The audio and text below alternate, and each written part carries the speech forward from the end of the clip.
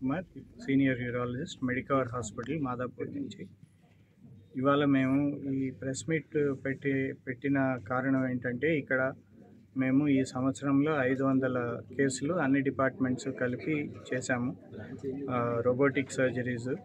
ఈ రోబో వచ్చిన తర్వాత మేము చాలా కష్టమైనవి, క్లిష్టమైన ఆపరేషన్స్ ఇవన్నీ కూడా చాలా సులభంగా బాగా చేస్తూ ఉన్నాము. పేషెంట్స్ అందరూ కూడా చాలా బాగా రికవర్ అవుతూ ఉన్నారు.